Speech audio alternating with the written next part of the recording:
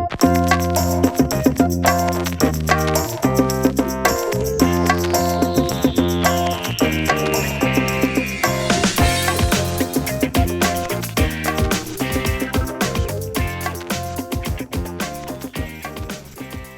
everyone, how are you today? This is Mark. I'm doing great, thanks for asking. Italians are more cunning than I am. She didn't visit New York City during her last holiday to the USA, although she should have. Some people managed to vote, but most of them didn't. Teach English to adults exactly as you would to children. I'll be back with the explanation of ellipses as soon as I can, so stay tuned.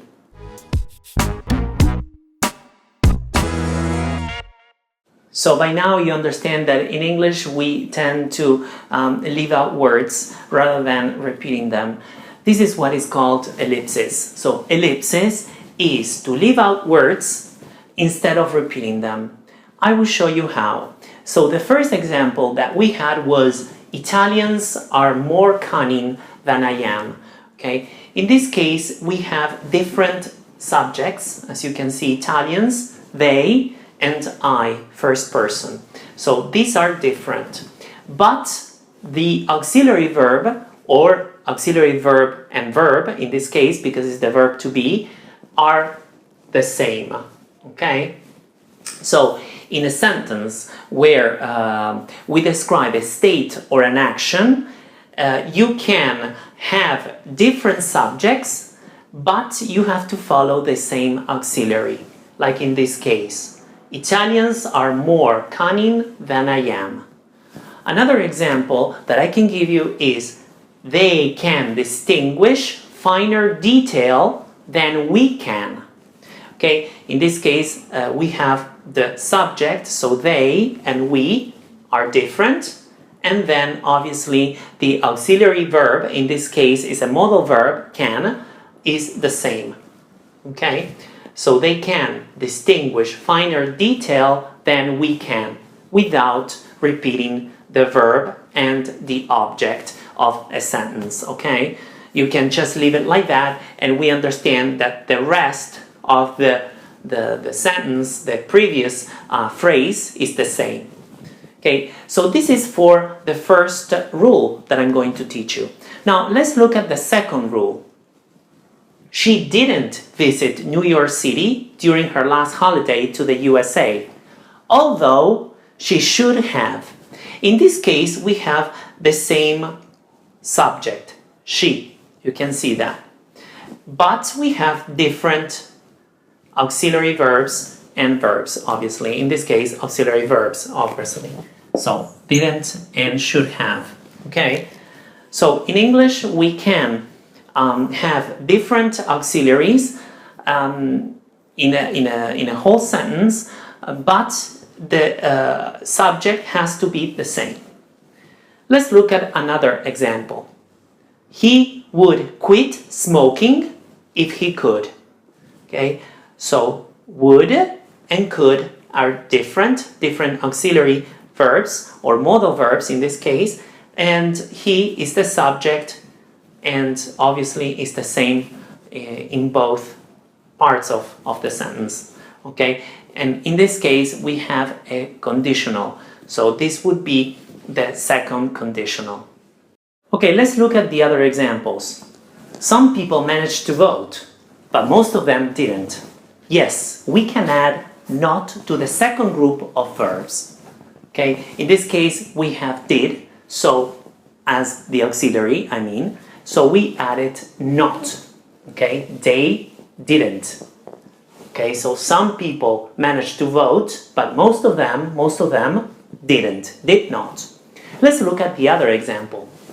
Widows receive state benefit. So in this case we have the auxiliary to do, or does. Widowers do not. Okay, so we added not at the second group of a verb, in this case do.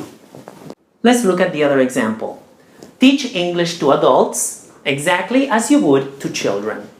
In order to show contrast, You can use an auxiliary, a different auxiliary, or the verb to be, plus another object, just like in this case, to adults and to children. In this case, we have two different objects. Let's look at another example. People aren't so careful in Rome as they are in Toronto. Okay? So in this case, I used the verb to be, and we have the same subject and the verb to be. Okay? And I showed contrast with the negative. People aren't so careful in Rome as they are, okay, the same verb but in positive, in Toronto. Okay, in Rome it would be the contrast, in Toronto it would be to show the contrast between the two cities. Okay, so let's look at the last example. I'll be back with the explanation of ellipses as soon as I can. This is an example of the first conditional, and just to show you that we use ellipses in conditional sentences. The first one is the first conditional, and I'll be back with the explanation of ellipses is the will part, okay, and then the condition as soon as I can, okay, with the verb or the modal verb can on the second part, okay. Let's look at the second example. He would call me if he could. This is an example of a second conditional. So the first part, as you can see, the result, okay, this would be the result, is with would, and the condition is with could condition. So after if, we need the verb in the past simple. The past of can is could. So now, let's recap.